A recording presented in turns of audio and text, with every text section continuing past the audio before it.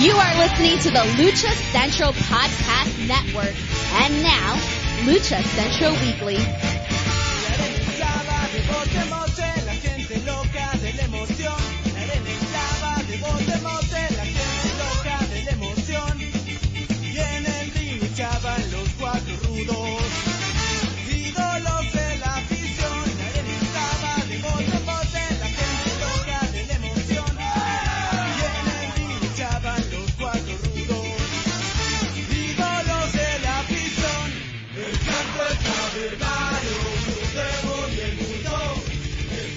Hello and welcome to another edition of the Lucha Central Weekly Podcast. This is the podcast that lets you know all of the latest happening in the world of Lucha Libre. Each week our team discusses news and events from this past week as well as preview the week ahead, covering Mexico-based promotions and top independents along with luchador-related news from throughout the United States. The Lucha Central Weekly Podcast is part of the Lucha Central Podcast Network on luchacentral.com.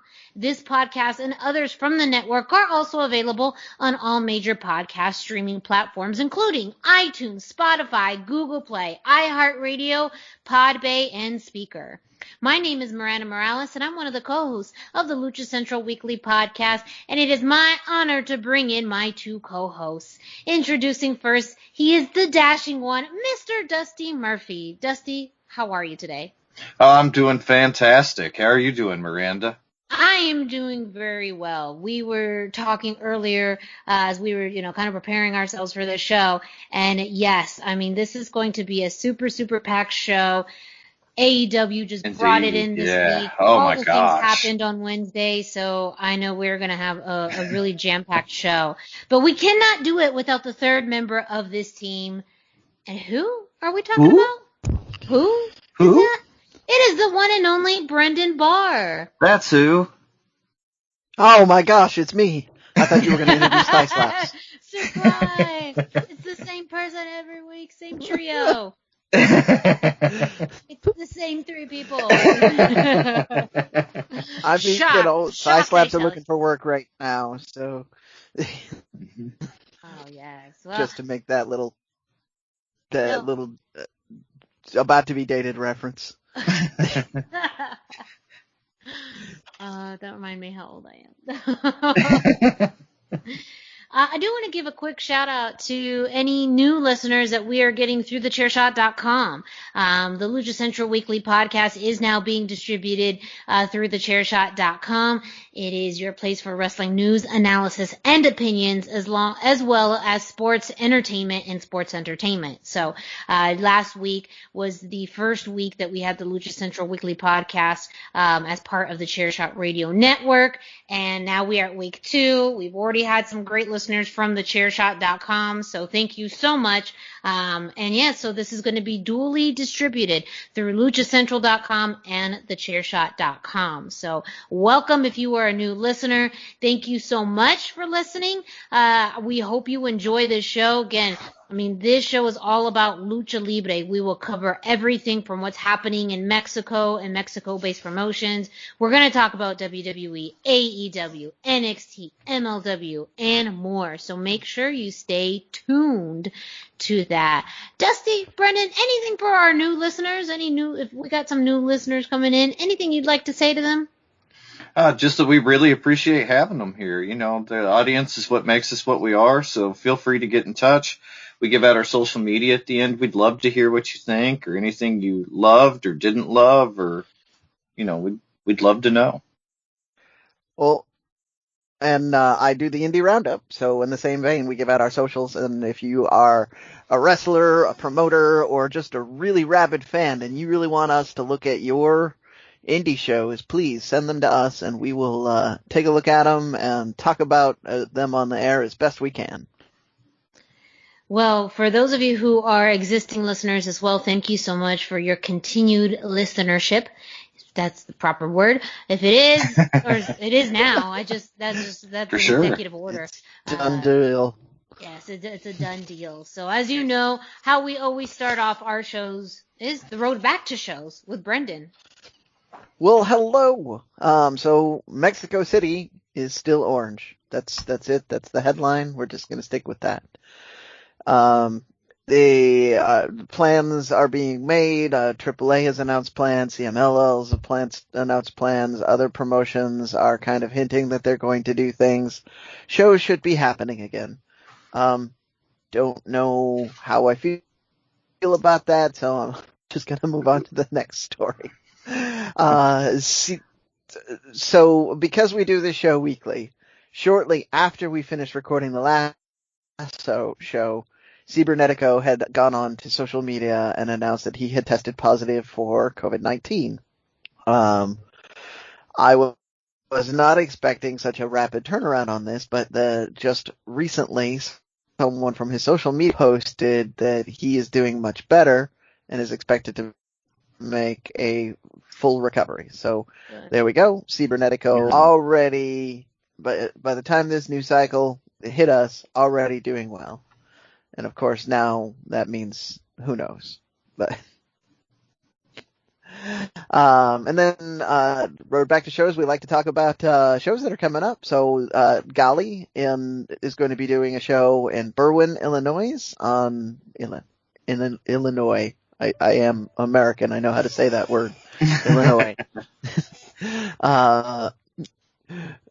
Berwyn, Illinois on 320. The poster right now has Mr. Iguana, Mil Muertes, Gringo Loco, Taurus. So it looks like it's going to be a fairly stacked show. The last time they had a show with a lot of these lucha talents, they paired them up with local luchadors. So you got a lot of good exposure for both sides of the program, and generally it went well. They have made no statements on their COVID preparation, however, so we will see if I talk about it in the Indie Roundup. We'll get to that in the Indie Roundup. And then a Blue Demon update. Now, normally my Blue Demon updates are fun. They're talking about him running for mayor or him doing Disney Plus television, but unfortunately, a woman, Monaco Carrillo, who has identified herself as the wife of Blue Demon Jr., says that he's been abusive and has repeatedly threatened her life. She's said this on a show called Chisma No Like. I know very little about the show, so I don't know if that has any sort of bearing on her statements. But, I mean, as of right now, we just kind of have to go with this. Carrillo says she's coming forward to protect herself and her daughters, but believes it's ridiculous to see Demon running for mayor given how he treats women and how he only cares about himself. And then Blue Demon has made no statement to rebut these charges. So, an unfortunate story. The timing on it is for my entertainment very poor, but I mean, if this is true, it needs to be brought forward, and definitely not the kind of person that you would want to have as a mayor. So it would, if this is true, this is a very important bit of journalism that's happening. But that's my road back to shows. I have a very brief indie roundup, so I'm going to jump right into that. There was a new episode of Lucha Time following the same timeline the show has been following, and that's on the Mas Lucha channel as opposed to their Facebook page. But so they had a couple of undercard matches, but they had a follow-up to a match we've already talked about before, where Hijo de Dos Caras and a few other people sort of turned heel and started attacking the mainstays of the promotion. And it looks like what's happening is they're turning it into more of an invasion angle. So this week we had Hijo de Dos Caras, Granada, and Fulgor versus the Mummy, Jesse Ventura, and King Charo, with kind of the Mummy, Jesse Ventura, and King Charo is the standing up for our local promotion team. It was, as you might imagine, with that kind of storytelling, it was largely brawling with lots of people diving to the outside and getting completely demolished. Lots of interesting back and forth. The end of the match does have the referee having been partially taken out, and then a low blow happens, and the bad guys win. So not the best ending if you are team Lucha Time, but it's wrestling. That just makes it more sweet when the good guys do win. Also interesting was the Mummy has returned with kind of a hypnotic angle where he at one point seemed to do comedy entrancement during the show. So I don't know how I feel about that. As it was pointed out to me today, some people might view taste as kind of bad. But I thought it was an interesting and fun take, but it's a little bit uneven in a show like Lucha Time where it's largely about ways to get brawling going on or to get over the top lucha moves.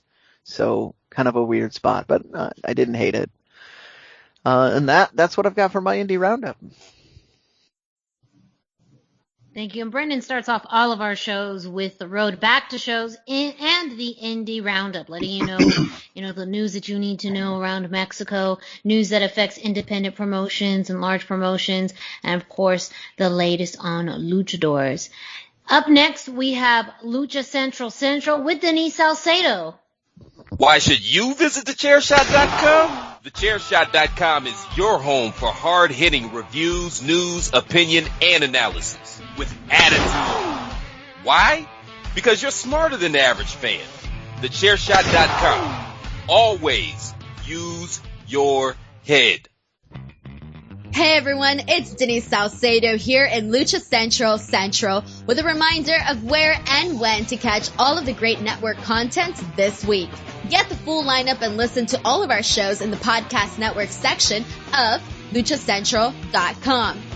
On Tuesdays, Mass, Mats, and Mayhem takes you inside the world of Lucha Underground as they take you weekly through the series with the benefit of hindsight and the benefit of special guests from the groundbreaking series. Check out the premiere video stream every Tuesday at 2 p.m. Pacific, 5 p.m. Eastern on the Lucha Central YouTube channel and at luchacentral.com. Then listen to it on your favorite podcast platform every Wednesday. Tuesday nights live, it's Wrestle Boss, where Fabi Chulo talks MMA and pro wrestling with special guests and listener call-ins.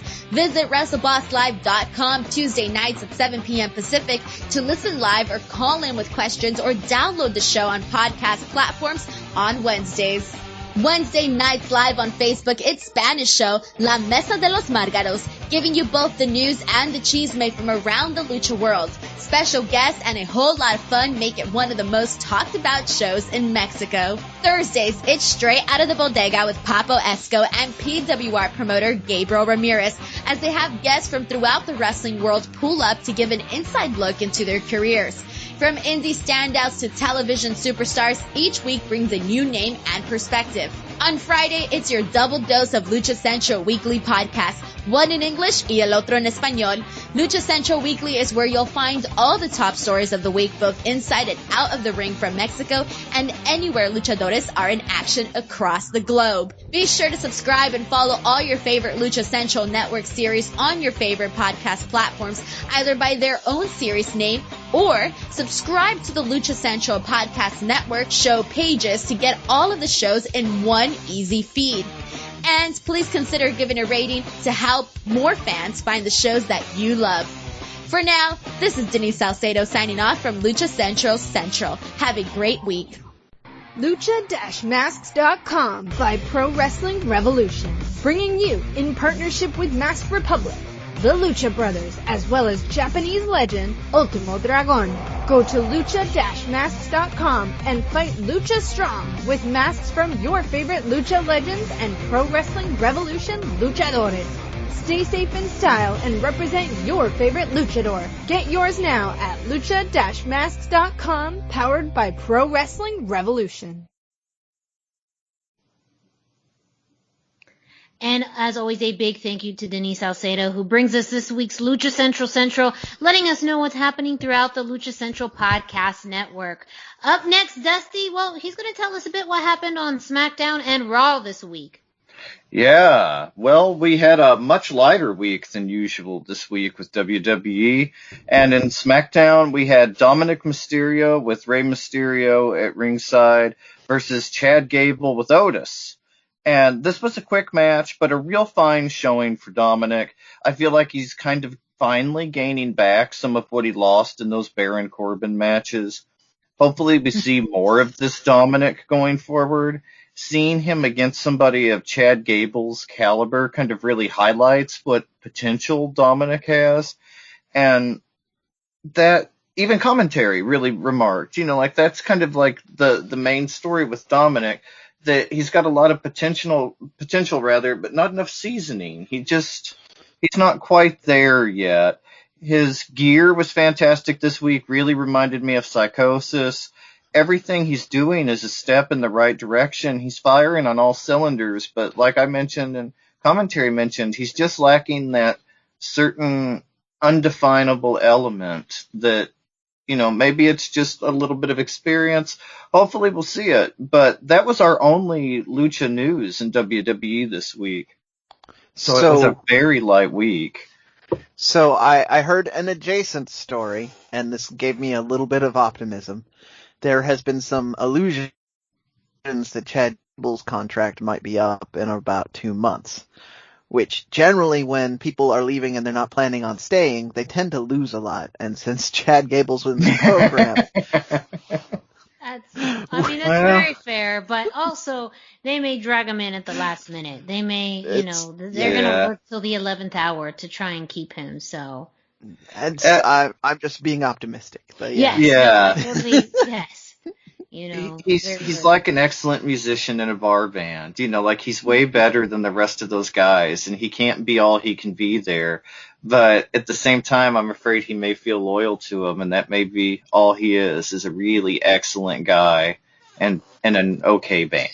That's kind of Gable's role right now. You know what I mean? That's kind of his spot. And he is he's an Olympian. He's so much better than what WWE gives him. But at the same time, sometimes it's easier to get that money and not have to work as hard for it. I don't know. It'll be interesting to see what he does. I would love to see him in AEW, for instance. They really do a great job with the shorter guys. And, that's obviously something Vince has frowned upon with Chad, and so maybe if he made a bigger deal of himself elsewhere, if he came back to WWE, he could be the guy instead of just a guy. Yeah. It's so bizarre to me that that's really the thing that holds so many of these guys back, that they're just not tall enough. Yeah, it's so weird to me. You have a guy who can go like Chad Gable, and I don't know, he doesn't look good on TV, and like Rey Mysterio and Eddie Guerrero had to fight for the spots they had. And Absolutely. And that's the entertainment in sports entertainment. It is, you have to look at it too from, almost that Hollywood perspective, and even though Hollywood is diversifying, that, they're a television product. So absolutely, I think that is something that they do consider when they are putting people on TV or looking to put people on TV. But again, this is, where's the sports part? He is a pure athlete, and he is actually very charismatic, and he is. He's got a great look. He has a great look. So there's a lot more to it than height, but but that seems to be the one factor that's holding him back, because he's had decent mic skills. He made Shorty G work for me, even though it was I hated the Shorty G. He's got a good look. He's got a good style. Yeah. But when he's on the mic working it, he was great at it. So, he did a great job with it. It's just, I don't know. So it's exciting. It really seems to come down to his height is the one thing holding him back in the WWE. So hopefully he will find greener pastures if he really is about to let his contract expire. But in the meantime, he can make Dominic look great. That's where this all. Absolutely. And we still have people like Andrade and Aleister Black that aren't being used for whatever reason. Yeah. So, Chad Gable leaving could open up a spot for somebody like that on a higher profile level, and it would be really exciting. Yep, there's always that, too. Well, that's this week in Raw and SmackDown, as Dusty noted, a pretty light load. On the other opposite end of that spectrum, we have AEW, who did all of the things this weekend, from Saturday Night Dark to Revolution to this week's Dynamite. So, Dusty, I'm going to let you take it away because we got a lot to cover. Oh my gosh, so much to cover. Exactly like Miranda said, for everything that WWE didn't do, AEW did, sometimes twice. So we got a lot of ground to cover. First up, we had Saturday Dark, the special Free Revolution edition. We had Penta El Zero M defeating Azriel. We had Angel Fashion and Fuego del Sol losing to Team Taz.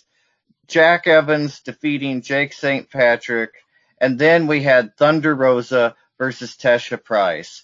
Rosa was fantastic in this match. Early on, she was just like an octopus. She manhandled and manipulated Tesha like a cat playing with its prey. Anything Tesha had, Rosa had an answer for it, and usually a way to force Tesha to the mat and stretch her out before she finally got the win with the sit-out spike pile driver. It was amazing. This Rosa is all business, and I love it. She's not here for the title. She's not here to play Britt Baker's game. She's here to win. And it is so good. Like, so good. And that leads us into Revolution. First up, we had Britt Baker and surprise teammate Maki Ito against Thunder Rosa and Riho. This was a great match, a great surprise introduction for Maki Ito for U.S. wrestling fans that didn't watch the women's tournament, and a great kind of surprise return for people that did. She's also extremely popular with internet fans, and so putting this match, the women's match, on the pre-show was actually kind of genius, as I'm certain more fans saw this match than saw the actual pay-per-view. Like, so many people saw this. Yeah. And Thunder Rosa was just fantastic in this match. She is so sure and so precise in the ring. Her psychology and her talent just progress further and further every week. However, that was not enough to combat Reba's crutch, and Britt Baker got the pin on Rosa. Later on in the show, after the women's title match, Britt Baker and Nyla Rose ran in on Ryo Mizunami and Hikaru Shida, and Thunder Rosa proved she was tougher than 4 women at once because she sent them all packing just by running out to the ring. It was badass. Like, loved it. And we'll get to it later, they are doing exciting things with Thunder Rosa. And next up, we had the ladder match for the number 1 contendership in the TNT title.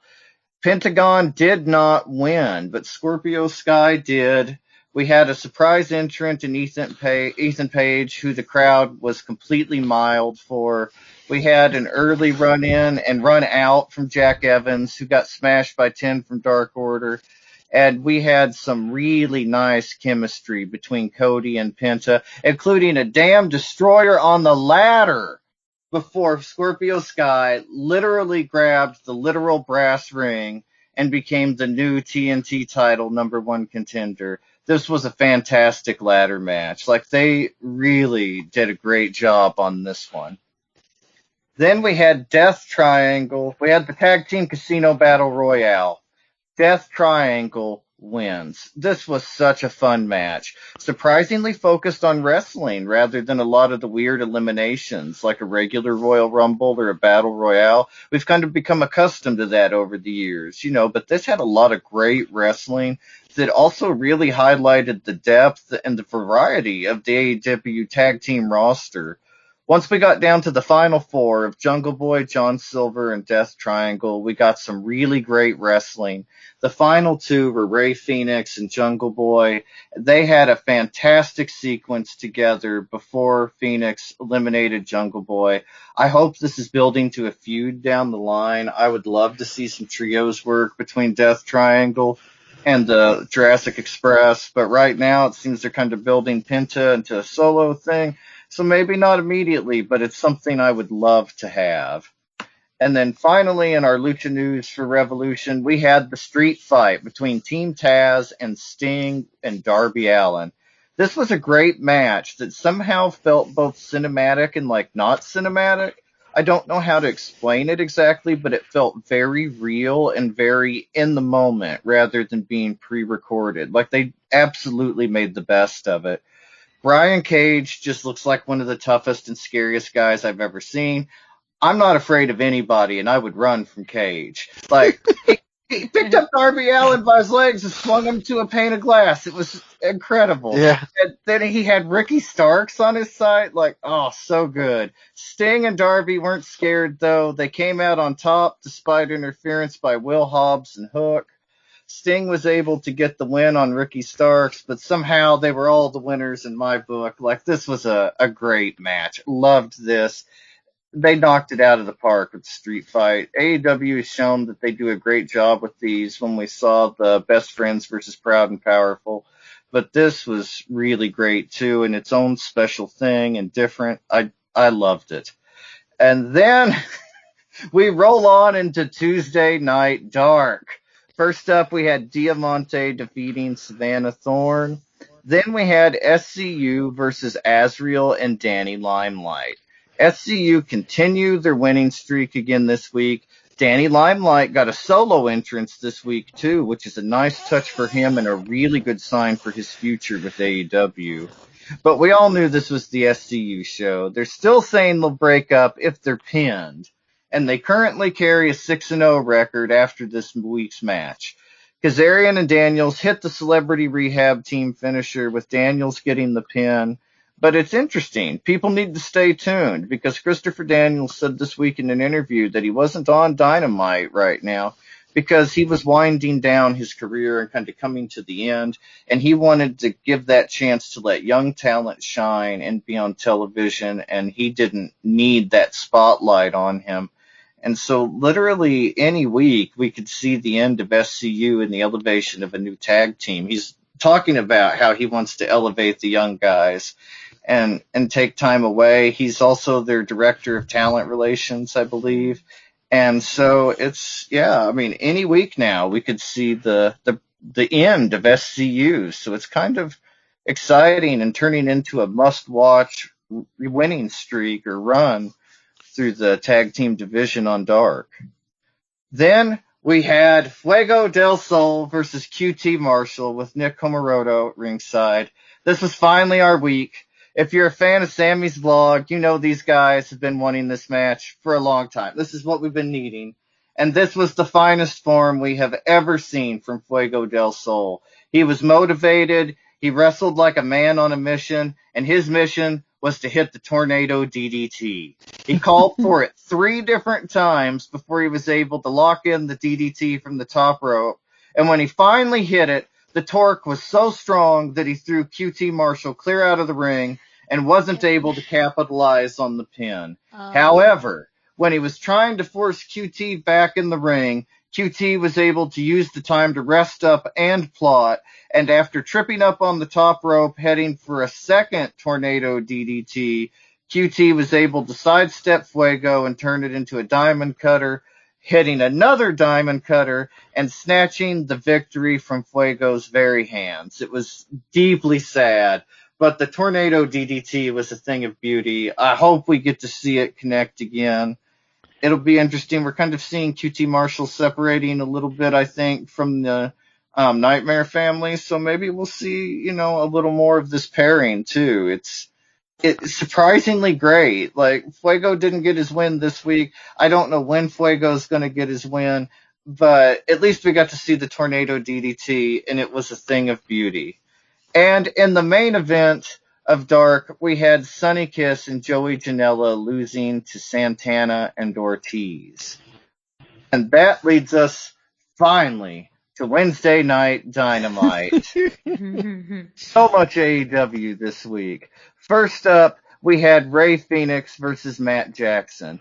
This was a really good match, but not a great match for me. It came off as a little rehearsed in that Young Bucks way for me, but some of the spots were strong enough, most of the spots were strong enough that you didn't notice or mind. If you love Destroyers, you need to see this match. Like, it was so fun. This is exactly the match you'd expect when you hear Rey Fenix and Matt Jackson are facing each other. highly enjoyable. They were so evenly matched throughout the matchup, clear up until the end when Phoenix was able to reverse Matt's tombstone into his own tombstone and pick up the win. And now Rey Fenix has solo wins over both Matt and Nick Jackson, a rare distinction for tag team wrestlers, especially Phoenix in a tag team as well. Nice that he's got those 2 wins. And then if you wondered what his brother Penta was doing Wednesday, well, I got the news. Cody was in a squash match, and afterwards, Tony Schiavone comes out to do a quick interview. He asks Cody about the shoulder, how he's feeling, and then Penta jumps up and interrupts from the Spanish announcing desk. Mm-hmm. He tells Cody to shut up. He gets Alex Abrahantes to do a little translating for him. Penta says that he's 1,000 times better than Cody, and that if Cody is the Prince of Pro Wrestling, then Penta is the Lord of Lucha Libre. Then he cuts what I believe could be his first English language promo ever on television, and he says, "Let me speak your language, American Nightmare." And, so cool. He's wearing a maroon suit with the mask, gold mask. He looked like $1 million. He asks if Cody's serious. He tells him at Revolution he lost. He said Cody was lucky he didn't focus on the arm any more than he did, or Cody wouldn't be able to pick up his new daughter. And then Cody loses his damn mind, rushes Penta over this, and he has to be held back by all 700+ people in the Nightmare family. It just goes insane. It was chaos. It really was. People in the stands coming through. Yes, it was one of those. It was amazing. And if you've got to see it, because Penta is truly the coolest wrestler in the world right now.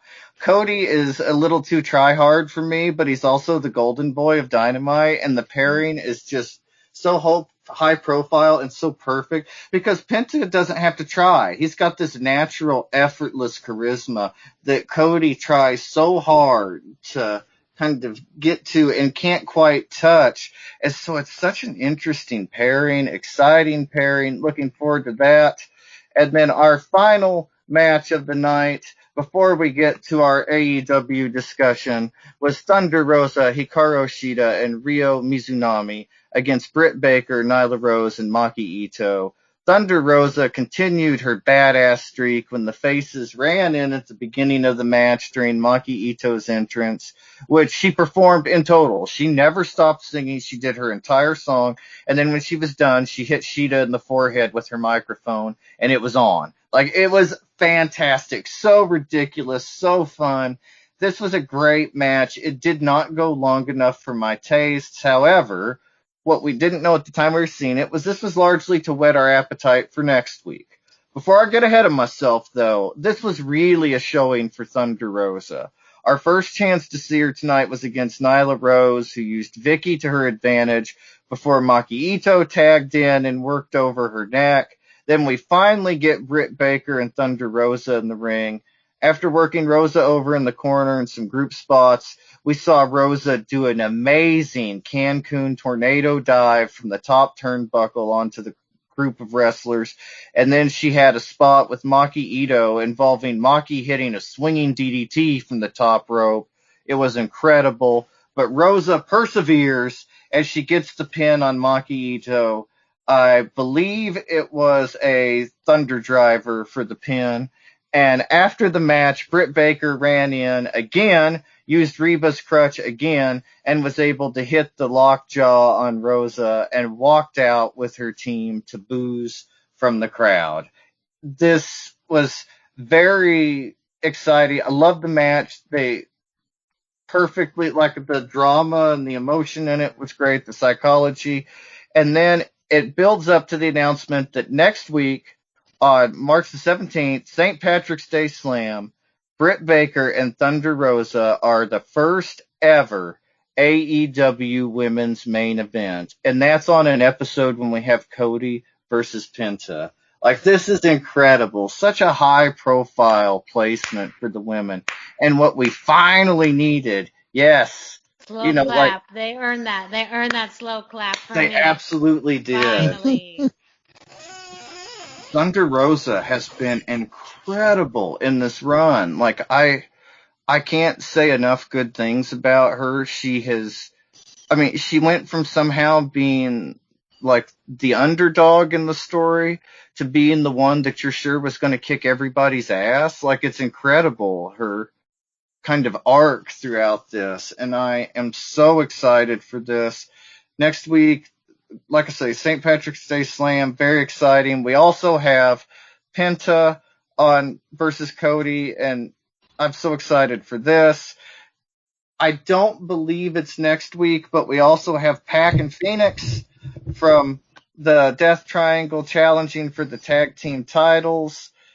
So much is going on in AEW right now post Revolution, more than we could have ever expected, and I am here for it. Like, we have a women's lucha story with Thunder Rosa that doesn't really revolve around a title. That's amazing. We have a men's lucha story that doesn't revolve around a title, and we have a luchador in the tag team title scene. For some reason, AEW seems reluctant to move any group or faction into the, multiple titles aside from the Elite. I don't know why we didn't see Penta win the match instead of Scorpio Sky. It would have made a little more sense, kind of feuding with Cody for the title. Anyway, I guess I just want Death Triangle to have all the belts at once. But that's what a lot of people want. They have plans for Scorpio Sky. It's pretty obvious based on his commentary. Right. I'm using the word loosely during Dark. So they want to, they're positioning him for something, but yeah. Yeah, it's just interesting what's going on there. And like I say, I've noticed that the only faction to hold multiple titles is the Elite. And, we've got Kenny. That's surprising, though, when you think about who the Elite consists of. Yeah, it totally makes sense. This is all Elite Wrestling. This is the Elite, obviously these are, they're going to be the guys. But it's interesting that there seems to be a reluctance to replicate that even on a smaller level right now, at least, with some of the guys.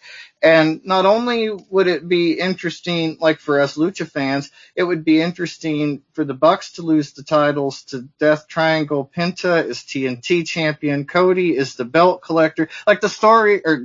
Kenny rather is the belt collector. And the story writes itself there. Champions versus champions for all the gold. And I don't know. It would be exciting, but it doesn't seem to be the direction they're headed in. Yeah. Who knows? It was a super packed week. Going back to, Britt Baker and Thunder Rosa, this is one of the best long-term stories that they've told. Oh my gosh, incredible. So I commend them, and it's, about time. Granted, when you think about the women's division, they just haven't had anything to have a main event caliber, which I say that not in any way, in a negative way towards the women's division. They've had to work with what they've been given, and they haven't been given a whole lot. But when you think about the stories back and forth between Britt Baker and Thunder Rosa, this is the best story out of that entire division, and one of the best in the entire company. So I'm glad that they're having this opportunity, especially with the stipulation, because it's a lights out match, correct? Yes, an unsanctioned lights out match. And so exciting. Pretty interesting, but it really is. Yeah. And like you say, it's exciting that they gave the story enough time to grow, especially once they were kind of getting the criticism. You don't have enough women's wrestling. Where's your women's main events? They still gave the story enough time to organically kind of catch up. You want to see, not only do you want to see, that Thunder Rosa is going to beat Britt Baker. You can just feel it. But you've got all these things on Britt Baker's side. You've got Reba, you've got Nyla Rose, that new alignment. So much going on to make it more interesting and dynamic and less obvious than a lot of wrestling stories or a lot of wrestling finishes. And so the fact that we just don't know who's going to win, and that excitement and electricity with that, I feel like is really an important element of the women's main event. Yeah. Well, I do want to remind you that AEW has been fairly consistent at subverting our expectations, and often in good ways. But I remember going to a viewing party back when I could do that, and seeing all of the people who were just shocked when Cody didn't beat MJF. Yes. And yeah.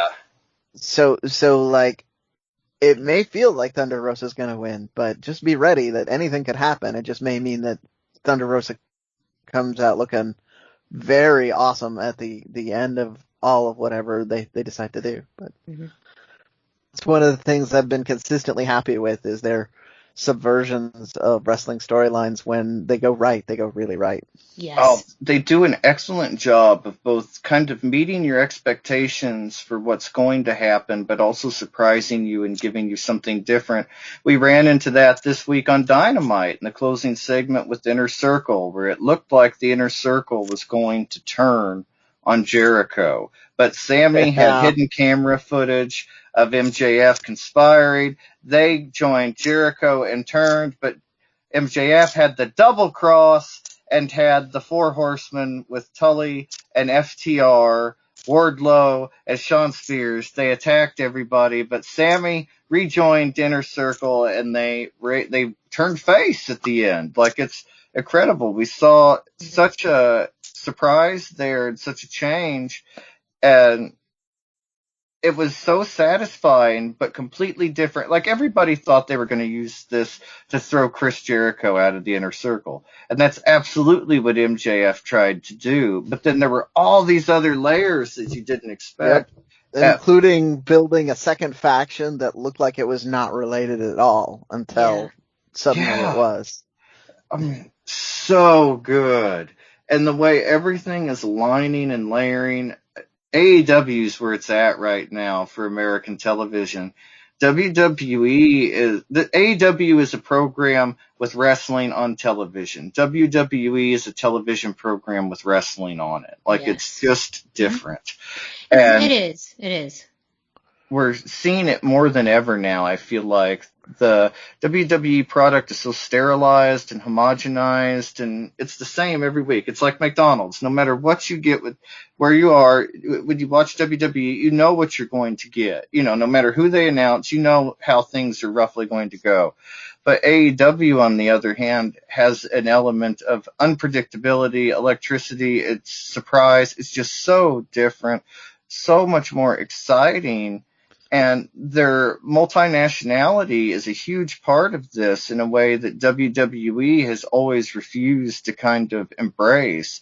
And so it's exciting on that level too. We're just seeing things we don't normally get to see on TV. We're seeing the type of wrestlers we don't normally get to see on TV. And it's making AEW one of the most dynamic and exciting wrestling products in the world right now because of it. Agreed. Absolutely agreed. Well, the results for all of the AEW shows that happened over this past week are available on luchacentral.com, as well as the results for both Raw and SmackDown. You can find those on luchacentral.com.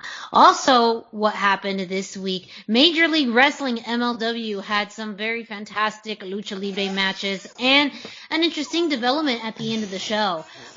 First off, we kicked off with a rematch, Gino Medina versus Gringo Loco. These two men faced each other 2 weeks ago on Fusion, and both of them wanted this rematch. And so this was really, really entertaining to watch, especially because, you know, for anyone, I was not as familiar with Gringo Loco as some other fans. So seeing how well he moves in the ring, as for someone of his size, he can really fly in the air. Gino Medina is just fantastic. He has both the high flyer status, but also the technical capability and a bit of that hard hitting style as well. So some highlights for me was, Gringo Loco with a beautiful sunset flip dive outside off the top rope, to outside of the ring. We also had, Gino Medina attempt a Spanish fly, couldn't get it, but then Gringo Loco himself later on was able to execute that Spanish fly. An awesome moonsault by Gringo Loco from the top rope to Gino Medina. But ultimately, Gino won this match with a big kick to the back of Gringo Loco for the win. So he now has 2 wins over Gringo Loco, and at the end of his match, he did call out Richard Holiday, which alludes back to a storyline from quite some time ago when Gino Medina was associated with the Dynasty. Now there's, the Dynasty will say they let Gino go. Gino says he left, but it still seems like there's some unfinished business. So he, put out there that he's interested in facing Richard Holiday, but a great way to start off Fusion. And I really like seeing both. I feel like, Gino Medina should get this momentum back to get some momentum throughout the roster. And Gringo Loco is just one of those hidden gems. You look at him and you have no idea what you're going to get in the ring. And when you do, it astonishes you. Yes. I enjoyed that they went out of their way to add more authentic story to this too, because they added the layer where Gino Medina his dad was part of the faction Los Gringos Loco. And so he viewed Gringo Loco as a bit of a pretender and a poser and calling back to some serious Lucha Libre history, which, interestingly enough, when Conan tried to represent that, he didn't seem to care. But when someone else he doesn't like is representing it, now it's his. So I like that it added a lot of dimension to his character. It added extra emotional impact to the feud. Yes. It was very good stuff. Yeah. Yes, and I don't know if you notice, so when they do interviews or sometimes entrances, they'll have little tips or little fun facts. And I noticed one of the fun facts for Gino this week was that at age 6, he wrestled in his first match as a mini and wrestled with the minis. And that that just got a kind of a good laugh out of me, because I'm sure at 6 years old, what can you do? But the fact that, he was already wrestling within the minis, is pretty cool. I told you before, these luchadors come out, they're doing shoulder rolls on their way out, they hit a Frankensteiner on the doctor. I mean, it's literally from the womb. And again, a second generation, which they continue to emphasize and push. Absolutely, so that's part of his story. And you're absolutely right, Brendan.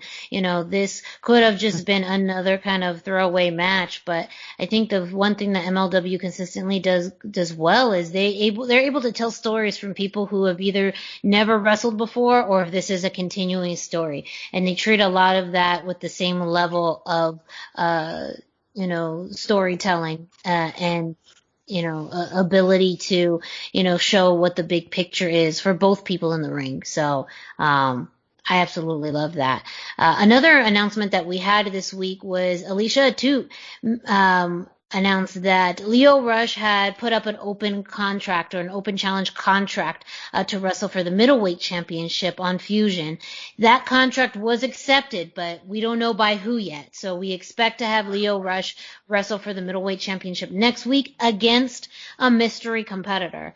So we will see that. No news as far as any updates to, if we're going to see him get another opportunity to face Laredo Kid for the AAA championship or middleweight championship. That seems to be pushed on the back burner for now, but we will see who Lio Rush faces next week. And then in the main event, we had Alexander Hammerstone, the national openweight champion, face LA Park. And this was, what was to be expected? First off, a huge set, I would say maybe not a huge styles clash, because LA Park is a luchador, but also LA Park, especially now, is more of a brawler luchador. So you had like these two just massive men in the ring. You had some of what the expected shenanigans with the La Familia Park, where LA Park was able to distract the referee, and both his sons and Selena were able to, attack Alexander Hammerstone and cause some damage to him while the referee was distracted. But of course, some classic Hammerstone moments, that missile dropkick off the top rope, and of course, some really hard-hitting action from LA Park. A great DDT, of course, classic from LA Park. Ultimately, Hammerstone was able to get the win with a big elbow to the back of LA Park's neck, and was able to retain the National Openweight Championship. However, afterwards, this had been teased on social media that a masked man was going to be around, possibly, to and interfere. Throughout commentary. Yes, Yeah. and throughout commentary. Now, they had alluded maybe it was Das Kruger, because that is someone who is masked and has had some beef with Hammerstone. This is what I was thinking when they announced this over and over again. I'm like, saying there's a masked man backstage at MLW is like saying there's a wrestler backstage at MLW. That doesn't help.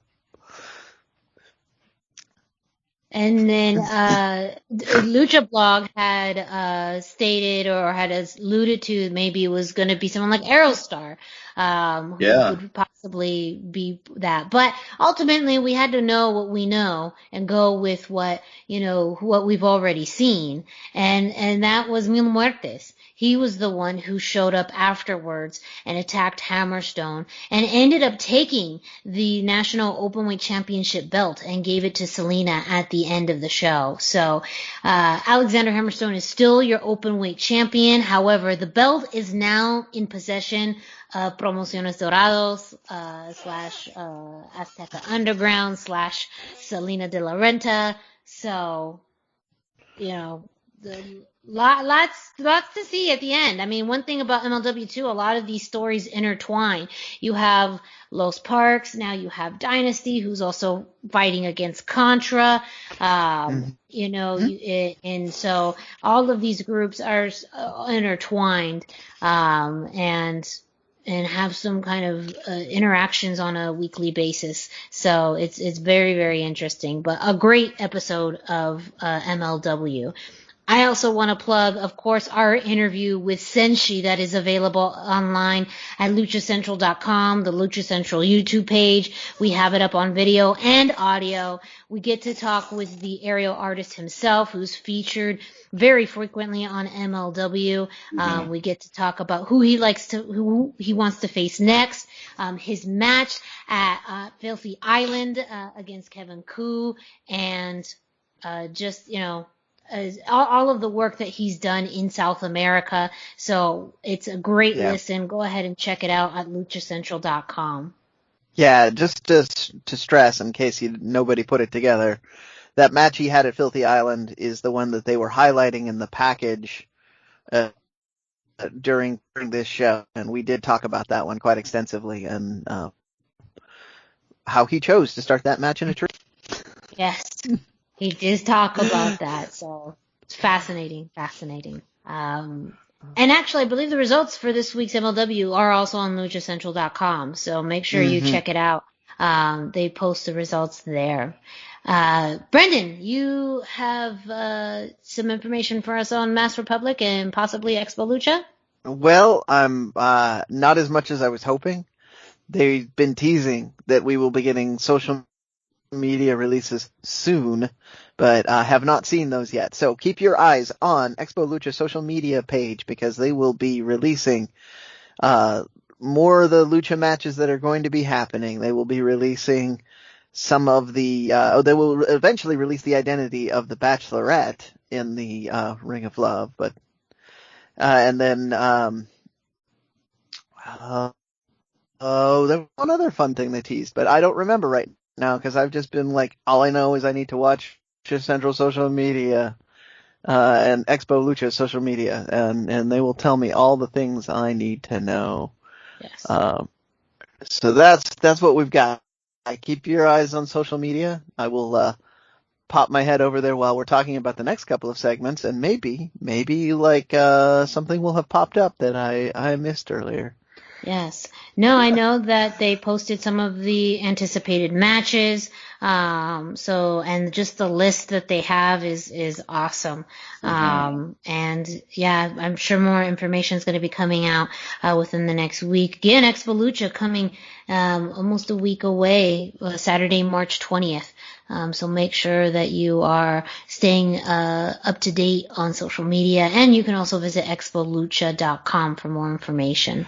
Oh, real quick, there are only a few days left to enter the contest. So if the cosplay contest, the custom figure, and mask design contest. So do be sure to get in. I mean, by the time you're hearing this, it might even be too late. So hopefully you just get this energy from me while we're recording this and and go and do that, because they're announcing right now that it's time is running short.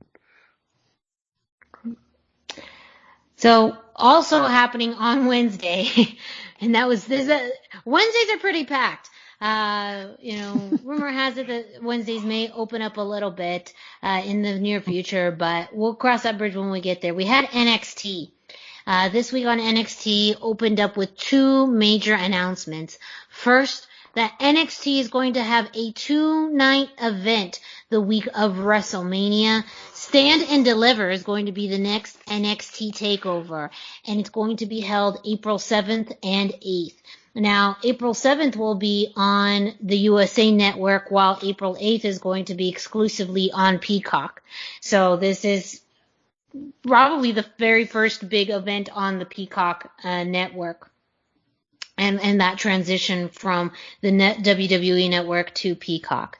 This is the first ever 2-night event for NXT, very similar in the tone of WrestleMania, and that means it's going to be fantastic. I mean, takeovers are really consistently good and consistently fantastic. It's gonna. I mean, the weeks leading up to this, and we'll talk about it because we have some news coming through. It's going to be amazing, some things that we think are going to be set up for that.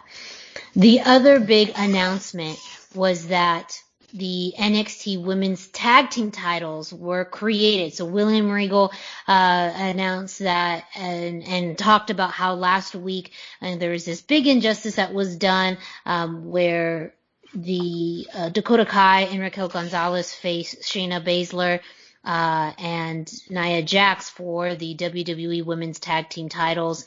There was some hang up in the wrong person getting counted out or getting counted for the tap out.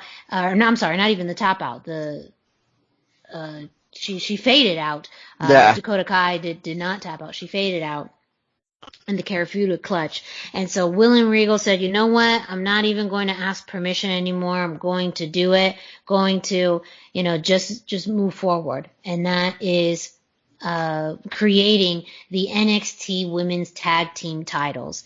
And he awarded those to the winners of the Dusty Classic, which was Raquel Gonzalez and Dakota Kai. So that was the big opening scene. He had all of the women in the women's division out there, and Dakota Kai and Raquel Gonzalez were able to, gloat in that spotlight up until Ember Moon and Shotzi Blackheart came out and said, well, we were in the finals together, so it's only fitting that the first people that you defend these belts are against us. So we had that later on in the night, but before that, we did have our first match of the night being the NXT Women's Championship match, Io Shirai versus Toni Storm. And this again was I don't know what to say. I loved this flow between the beginning and this match because William Regal absolutely hit the nail on the head, at least for me personally. The NXT women's division is the best in women's division in the entire world. And the caliber of talent there is phenomenal. And you see that, of course, now in their tag division, but also in the champion Io Shirai. And so there was some really interesting moments in this match. One, I know, Toni Storm was trying to do a Storm Zero on the ring apron to Io Shirai, and luckily Io was able to flip her over. Of course, and Toni Storm was able to dodge a moonsault from Io Shirai. So commentary really played up that they faced each other before, and Toni has won. However, it's a very different Toni, a very different Io. And so this one ended differently too, where Io did not do the moonsault for her finisher. She ended up using the crossface and did a submission. So, I felt like this was, really good standard and caliber for both women. And later on, we will see who maybe Io is eyeing for her next competitor, because commentary really played up. She is a fighting champion, one of the most fighting champions of all time. She's also right now in about the third longest reign, behind Shayna Baszler and Asuka for the NXT Women's Championship. So either that means she's going to go for the long run or she's going to lose it soon.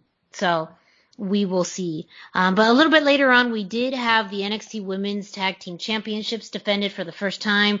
Dakota Kai and Raquel Gonzalez versus Ember Moon and Shotzi Blackheart. This felt like a better match almost too than the ending of the Dusty Cup Classic. I don't know.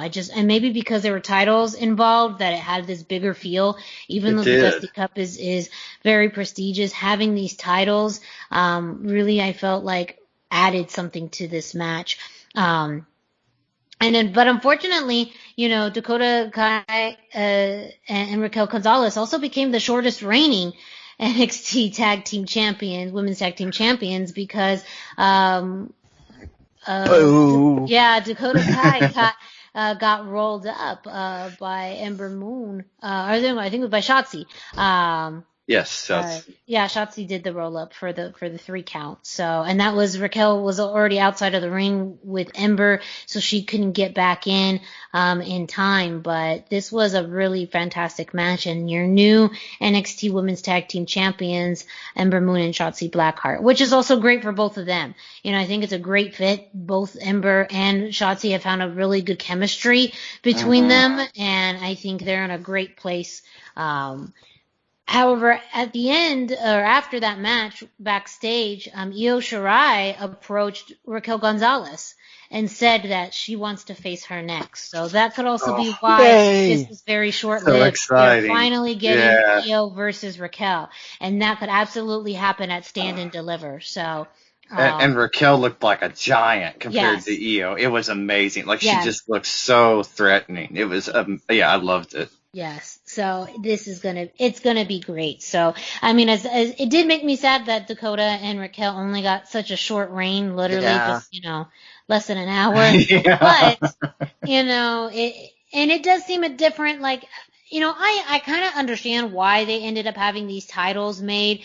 The original idea for the women's tag team titles is that they were going to be defended everywhere. But of course we saw that wasn't the case. Right. Even in execution, and even now where they're filming everything closer to location, and they could have done it more frequently, they decided not to. And since that is an anomaly of all of their other belts, where their other belts are brand exclusive, it made sense to create them. Yeah.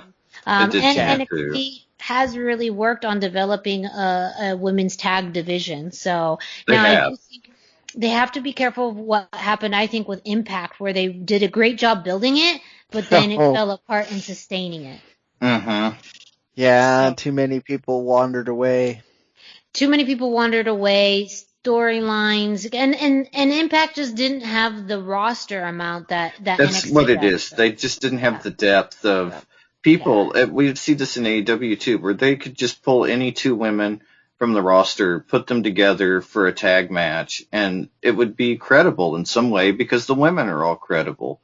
And so it's interesting. Yeah, they just have a depth to their women's roster that allows them to do this that most places don't.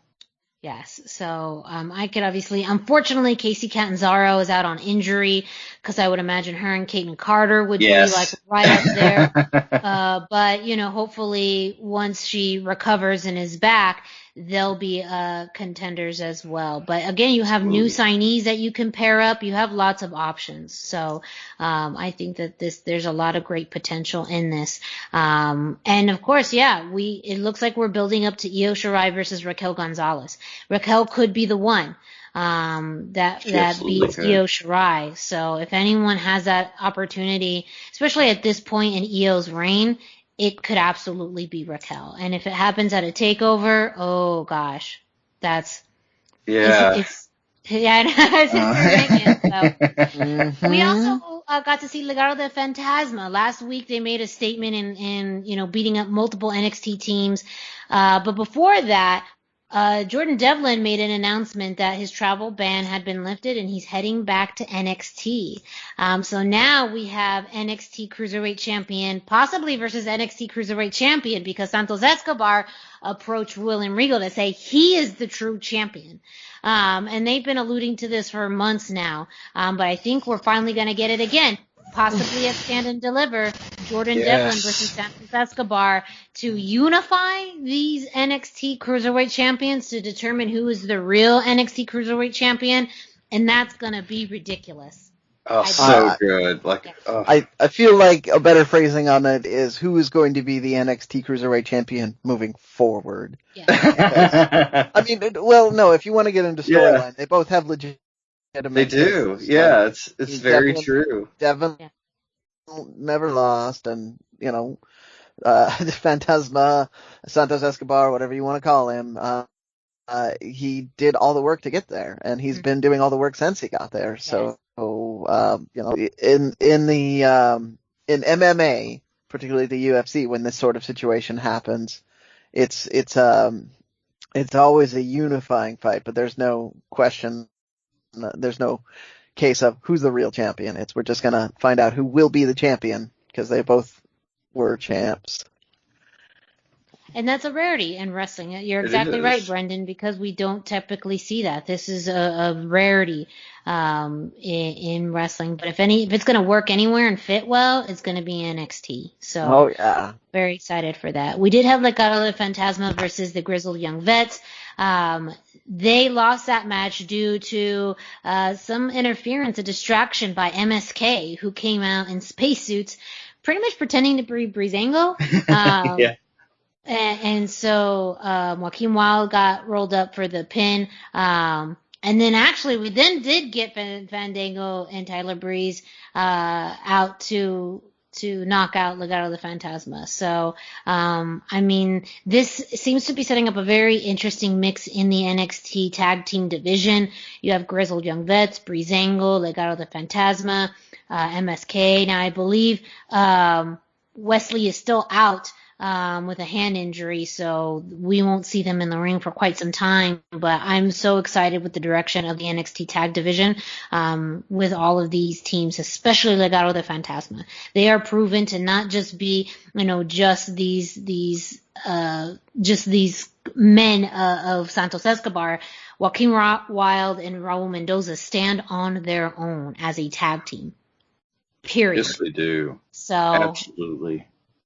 I think it's going to be fantastic. Hopefully we get something. I could see like a 4-way match, a multi-man tag match. We haven't gotten something at that caliber for a while. And that's one of the things NXT has just been fantastic at. Like, I know AEW gets a lot of credit for their tag division, but NXT has had some of the, most historic tag team matches of all time. FTR would not be in AEW if it wasn't for their work in NXT. So let's 100%. Let's remember some of these things, people. The last thing I want to mention about NXT is the last moments of NXT. The main event, we had Finn Balor versus Adam Cole for the NXT. Was it for the NXT Championship? Yes, it was. Yes, it was. For a second, I second-guessed myself. Finn Balor retained successfully, and in the last moments, we saw the directions that they're going to go into. Kyle O'Reilly showed back up and pretty much taunted Adam Cole. So it looks like we're going to get the payoff of kind of the destruction of the Undisputed Era between Kyle O'Reilly and Adam Cole. But we had this close-up of Finn Balor, and he was just staring out. And you can hear him say, "What took you so long?" And right behind him is Karrion Kross. And so it looks like we're good. finally going to get Karrion Kross versus Finn Balor for the NXT Championship. Again, that's a stand and deliver caliber match. Yes. I mean, even just Yeah. that saying, you know, Finn knowing, like, what took you so long, with time being such a play of words for Karrion. Mm-hmm. That is so good. So good. I'm so excited for this match. I'm so excited for this build-up because Finn Balor will not be intimidated by anything that is thrown there, you know, his way. Like, not by this idea of time, not the apocalypse, not anything, not by Scarlet, not by anything. Like, Finn Balor will be unfazed, and I don't know how Karrion is going to deal with that. But also, I think it's the same. Karrion will not be fazed by anything that Finn throws his way. No. So, I mean, there's some setup happening for, you know, really we have less than a month until Stand and Deliver, and it looks like these are going to be the things. Those are my predictions as to what we're going to get in NXT. Yeah, very much seems like it, yeah. Well, up next, Dusty, why don't you go ahead and lead us into this week in Lucha Libre history? Yeah, that's right. It's time for This Week in Lucha Libre History. Be sure to check in at luchacentral.com every single day for This Day in Lucha Libre History by Pep Carrera for information, birth dates, anniversaries, matches of the day, news, amazing videos, all about Lucha Libre. And that's at luchacentral.com, your centralized place for all things Lucha Libre. This week, I chose March the 10th, 2006, when my favorite AAA luchador of the 90s and 90s, Vampiro, won the 10th edition of the Lucha Libre AAA Rey de Reyes tournament after beating La Secta Cybernetica, consisting of Chessman, Cybernetico, and Muerte Cybernetica, Team TNA, consisting of Conan, R-Truth, and Samoa Joe, and Los Guapos, consisting of Scorpio Jr., Shocker, and Zambito, at the Convention Center in Ciudad Madero, Tamaulipas. This was a winner-take-all tournament, similar to WWE's King of the Ring type of tournament usually, but this year it consisted of teams, which was unusual, and it made some of the eliminations very confusing and kind of unclear who eliminated who and when people got eliminated. They were still hanging out at ringside the entire time. It was unusual, but I can tell you that in the end, Vampiro pinned Cybernetico, and he became the 2006 AAA Lucha Libre Rey de Reyes. Very exciting day for AAA. Very exciting day for Vampiro. What did you pick this week, Brendan? Well, so I waffled around. Can we? Because we just all started laughing. And we just gotta address this for a second.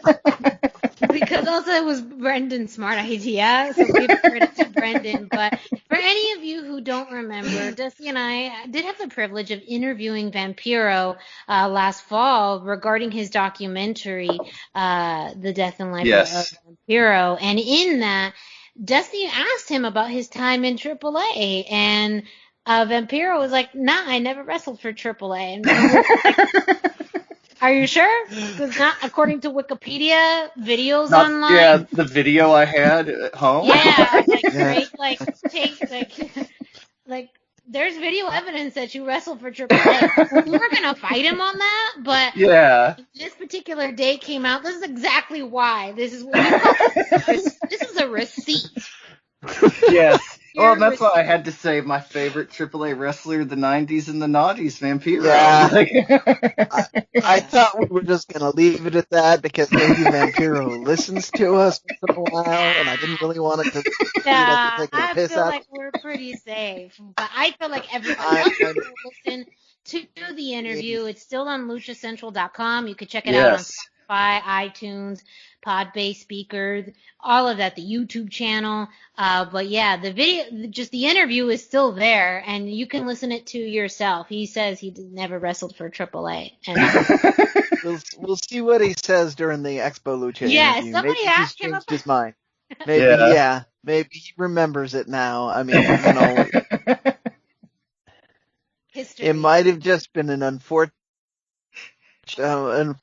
choice of words at the time that he's just like, oh, I shouldn't have said that. Yeah, it could have But, been. you know, I think we caught him on an off day, to be fair.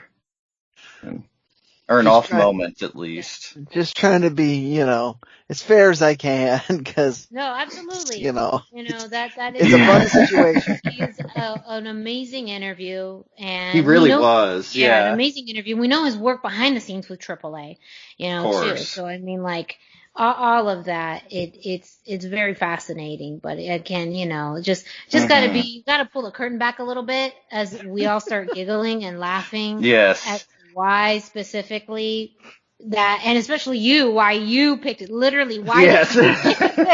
Well, that's the thing. Like, I love Vampiro. I was one of those rock and roll kids. It was like, oh, Vampiro's my guy when we saw him on WCW. So, like, I genuinely love Vampiro, and not to make fun of him. It was just funny because of the AAA connection. Yes. So, Brendan, what did you pick this week? So I had picked something out, and I'm not going to go into a lot of detail, but it was a thing that I looked at the rest of the tone of the show. I'm like, this isn't going to fit. So I have changed mine last second to a match, which I tried to watch, but the video link to it led me to something else. So I never got to see this match and relive the glory on it. But I chose March 12th, 2000, when Super Crazy won the ECW World Television Championship after beating Rhino at the ECW Living Dangerously pay-per-view in the O'Neill Center in Danbury, Connecticut. So right there in the heart of WWE country, but there they were. So cool. Yeah. So Super Crazy is a guy I've had the privilege of spending a lot of time with. So anytime he pops up, I tend to try to watch his matches. I don't remember this one specifically because that was probably right before I was able to get ECW pay-per-view regularly. Mm-hmm. They were they were hard to get back then. Little hard to get, and I had to do a lot of tape training to get ECW pay-per-views. But I know it's one that is talked about with a lot of fondness, so I was trying to find the footage. I'm sure somebody out there has footage of it. That's because what I got was a ladies match when I tried to click on the link, so I know that was not right. Yeah. So yeah, if somebody out there has it, I'd love to watch that match. I'm a huge Super Crazy fan, and I'm not that far off on Rhino either. He's kind of a fun guy to watch, so that sounds like it'd be a lot of fun. Yeah. Miranda, what did you find this week? Well, you know, pulling back the curtain, and I knew as soon as you said I called an audible, I'm like, he picked mine, because usually what we do with this is that we'll confer ahead of time what day that we're picking, but we didn't do it this time. And of course, the one day that we don't do it is the same day that we both pick the same one. So I'm calling that audible. I know. There were so many matches, and of course, Brendan picked the one that I wanted.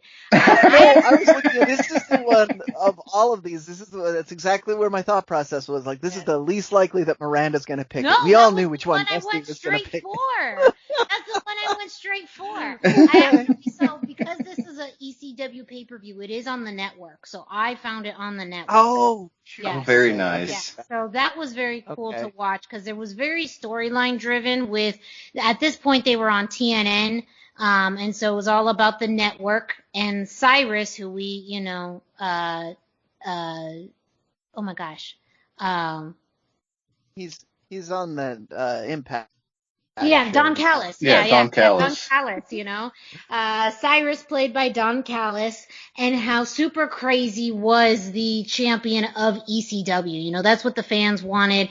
That's what, you know, but Rhino was the network's choice, quote unquote. So that was very fun because then you had this throw into like, this is part of the finals of the TV title tournament that Rob Van Dam had to vacate when he broke his leg. And so, I mean, it was like a cluster at the end, but Super Crazy and his multiple moonsaults, that ending was just really, really great. So I enjoyed it, but it is on the WWE Network. It is the main event, so you can go straight to it. It's awesome. But I'll throw out an audible as far as just another one for me. And I believe the link is up, but you can also watch this on the network. March 14, 2004, Eddie Guerrero retained the WWE Championship after beating Kurt Angle at WrestleMania 20. And so I believe this was his first big title defense after he won the title at No Way Out. And so, I know I've talked about this before on previous episodes, and I know I picked this as a, This Week in Lucha Libre moment because No Way Out was just such a big moment for Eddie in that match against Brock. And to continue with this, to have that. This also is the event where you had that big moment at the end with Eddie and Chris Benoit celebrating, because he had just won. So having those two men who had their careers and their friendship tied together at the pinnacle, the peak of their careers, it's sad when you think about it now. It breaks your heart. But this was also, I think for a lot of fans, they thought Eddie's going to lose the belt. He just has it for now. He's going to lose it. Yeah, and when he didn't, I think it was a sense of validation and almost secure of like, okay, this feels. It's solidified. He was still in that weird spot where he wasn't a Vince guy. So him winning felt like to a lot of people, like this is just so that he can go in there and put it on somebody else so that those two didn't have to wrestle and they can save that match for later. Right. And so, people saw Kurt Angle, and Kurt Angle was really one of the top draws at the time. They're like, oh yeah, this is totally it. He's just going to drop it to Kurt Angle And I know I haven't seen the match in a while, but they're the two of the most talented, skilled wrestlers. Oh my gosh. Yeah. And that was like world. the height Especially of Angle's ability. Exactly. Yeah. Exactly. So, not only is it just that moment as Eddie Guerrero fans, as many of us are, but, it's a WrestleMania moment. It was that solidifying of Eddie's reign, knowing that he wasn't just going to have that title for a short amount of time. And it's truly probably one of the more underrated WrestleMania matches, in recent memory. So, and that's why that's the beauty of these things, though. Yes, we may have picked the same day, but there's so many other days and moments in history, in this day in Lucha Libre history at luchacentral.com. And so some, again, could be receipts of what happened. Others are just really cool moments, and others are WrestleMania worthy moments. So make sure you go to luchacentral.com to check out this day in Lucha Libre history. But by the way, Brendan, can you let our listeners know what else they can find on luchacentral.com? Oh, well, absolutely. So, folks, if you're listening to this and you haven't visited luchacentral.com, it's really time to do it. LuchaCentral.com is the online home for Lucha Libre, where you can get all of the top news in English and in Spanish, find the best curated video content and original content not seen anywhere else, find when Lucha Libre events would be happening in your area, find photo galleries from top photographers covering Lucha Libre around the world, a place to have your voices heard from weekly polls to annual awards seen and read by top executives in all of the major Lucha Libre promotions across the globe. And on top of this, it's free. You cannot beat that price, especially right now. Free is the best. Yeah, it's my favorite price. Free for free. Free for free. That's better than $4.99. That's better than $9.99. And I don't care how many flags you put on top of Titan Tower. Best. Absolutely. And that's luchacentral.com, your centralized place for all things Lucha Libre. Up next, Dusty, you have some AAA news to share. Yes, and more interesting developments surrounding the AAA Cruiserweight title. Laredo Kid seemingly accepted a challenge from both Aramis and Octagon Jr. and said that he will be letting AAA decide who the challenger shall be. But if it doesn't lead to a triple threat match, I don't even know what's going on in this world anymore. That's the most obvious setup. So we've got that. And we've also received word that AAA will be hosting another Auto Lucha show on March the 20th at Auto Cinema Aire Libre in Coyoacán, which used to be a mall parking lot, but it's turned into a drive-in theater and a drive-in live entertainment venue with a platformed stage for like concerts and plays. So it kind of makes it a perfect fit for something like Auto Luchas. It may not be as elaborate as the previous AAA staging for Auto Luchas, but still, it's supposed to be a pretty interesting arena. And they're trying to kind of hit unique and interesting spots with their no audience shows, and also with the Auto Lucha show. It's a very unique and interesting spot. So we'll see what happens with that. And finally, we have news from Lucha Blog this week that AAA and Lucha Libre Full Media Ventures, their lawsuit has finally entered into mediation, and they're trying to get things resolved. There has not been a resolution in the case as of recording time, but all signs are positive that a resolution could be very near. Mediation is honestly the best step towards getting some AAA Lucha Libre on our screens again in the U.S. And so I hope to have some more exciting news for everybody regarding these developments next week as well. Up next, we're talking a little bit of Impact Wrestling. They are going to have an Impact Plus exclusive event this Saturday, Sacrifice, and some Lucha Libre matches you should keep an eye out on. Decay will be facing Reno Scum. And also it was Black Taurus's birthday this week. So feliz cumpleaños a ti. And also they're gonna rip up Reno Scum. Like that's just what's gonna happen. That's actually a matchup I'm really excited for. I think that's the good match. Yes. And I don't think it's gonna be as cut. No, yeah, we haven't seen Reno Scum in quite some time, but Decay is looking for a team to face, and Reno Scum answered the challenge. So I think it's going to be a great way to showcase too that partnership between Crazy Steve and Black Taurus. We also are going to have an X Division Championship match, TJP versus Ace Austin. And they are alluding to other challengers with TJP. Josh Alexander stepped up to TJP this week on Impact.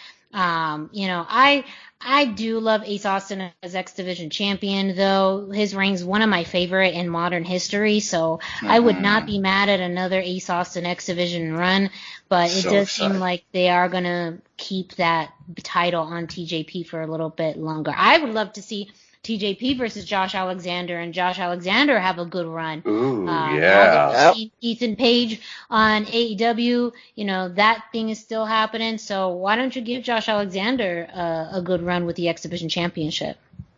Yeah, that would be exciting and a nice way to introduce him, as to like not just a singles wrestler, but an important singles wrestler. Yes. Agreed. But that, Ace Austin and TJP, I think, is going to be a fantastic. Still exciting, yeah. Still exciting. Still a great match. But the big news that came out of this week's Impact and what we're going to see this Saturday at Sacrifice, which is going to have implications not only for Impact, but also AEW. Rich Swann and Moose will face each other in a title unification match. So Rich Swann is the current Impact World Champion. Impact has decided to reactivate the TNA Championship and has acknowledged Moose as the champion. So it is an active title again. These two men are going to face off, and the winner will unify these two titles. The winner of this match will also face Kenny Omega in a title versus title match at Rebellion next month. Oh, so exciting. So the prophecy that Kenny Omega and Don Callis has set out back in December about collecting all of the belts is one step closer. We may see that at Rebellion. And so, I have a feeling, though, whoever wins this match is going to lose to Kenny Omega in April. Yes, I agree. So who as far as I prefer, I would like to see Moose win. I would too. A competitive match between Moose and Kenny Omega, and hopefully that means we see Moose show up on AEW and build this up. Gosh, yeah, that'd be exciting. In some ways, it does seem like AEW is looking to have Christian Cage and Kenny Omega do a program for a little bit, but that is something they could do pretty short term, and then still have enough time to build Kenny versus Moose.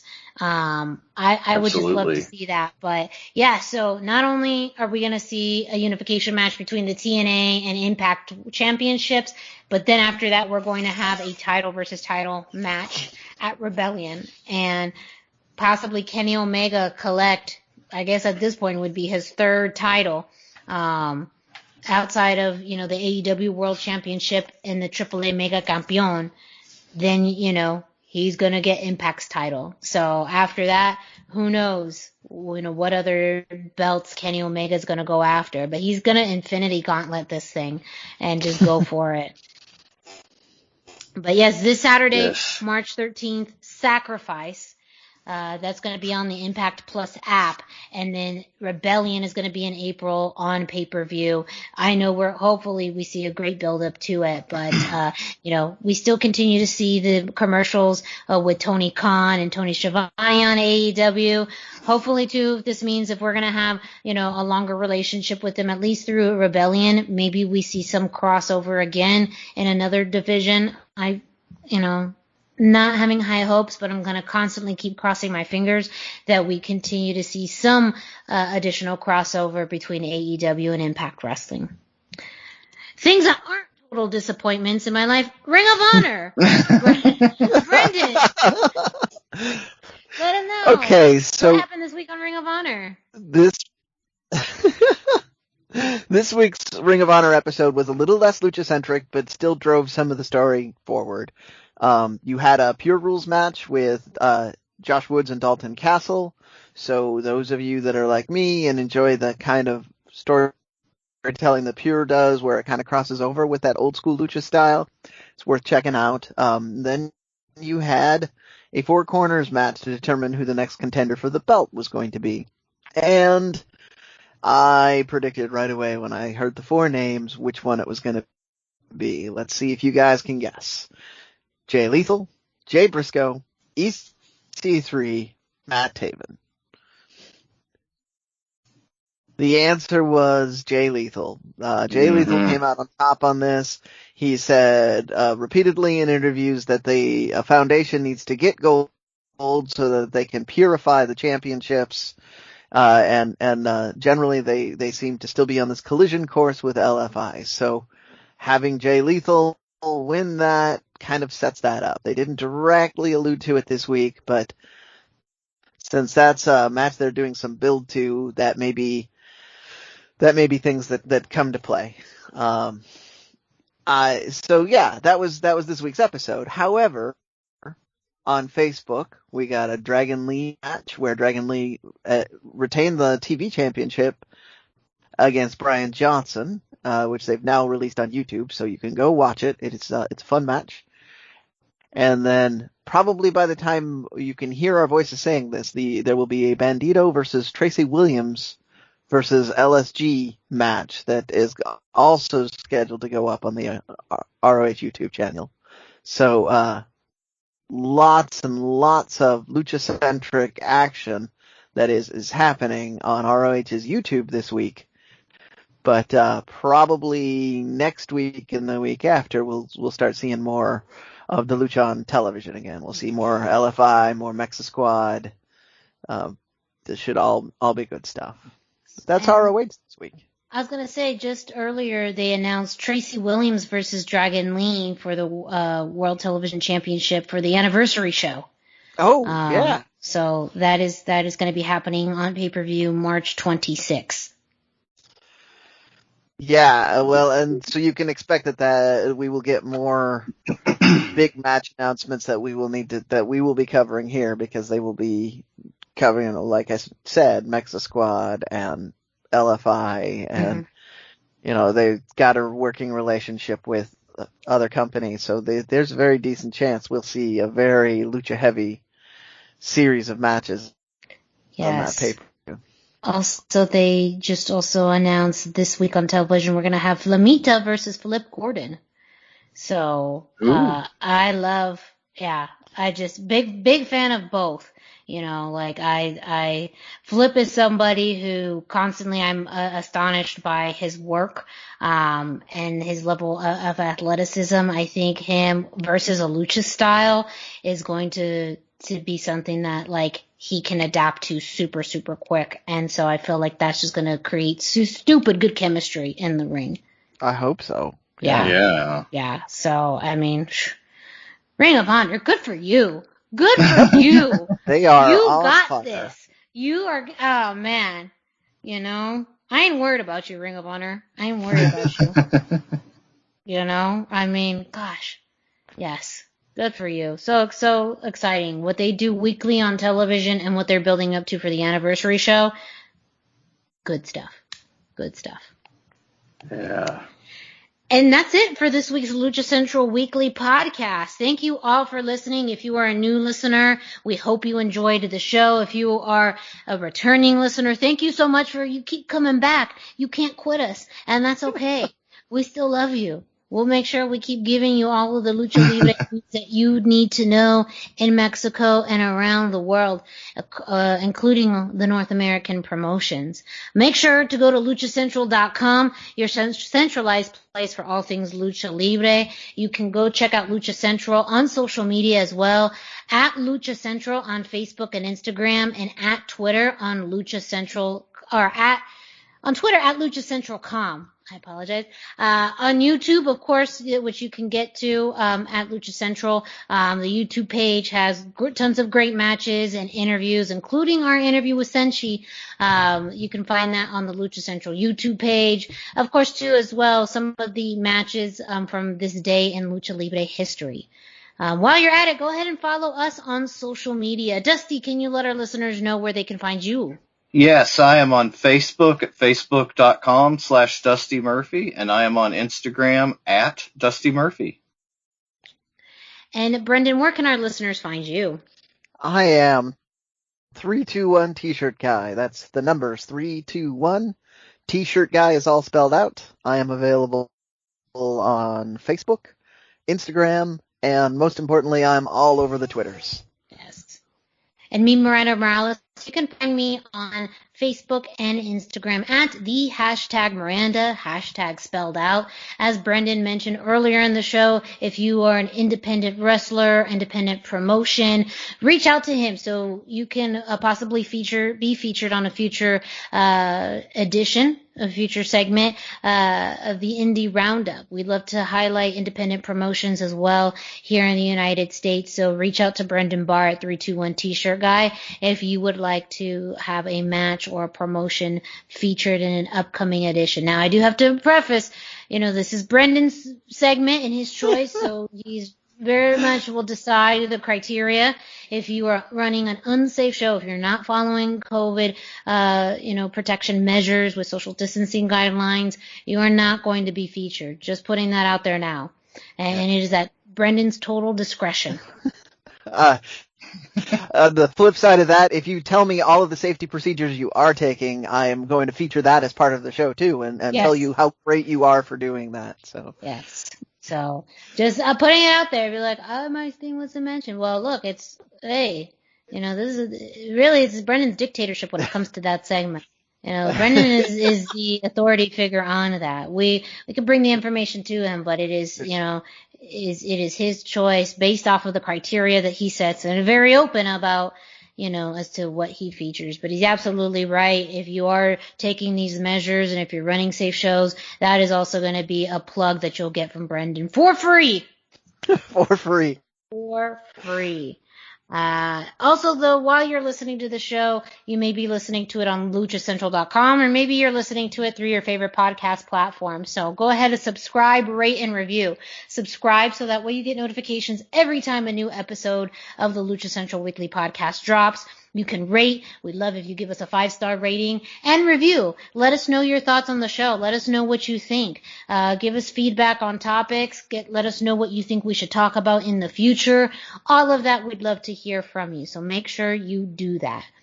And again, thank you all again. For Brendan Barr and for Dusty Murphy, I'm Miranda Morales. Thank you all so much, and we will be back next week. público. Lucharán a 2 de 3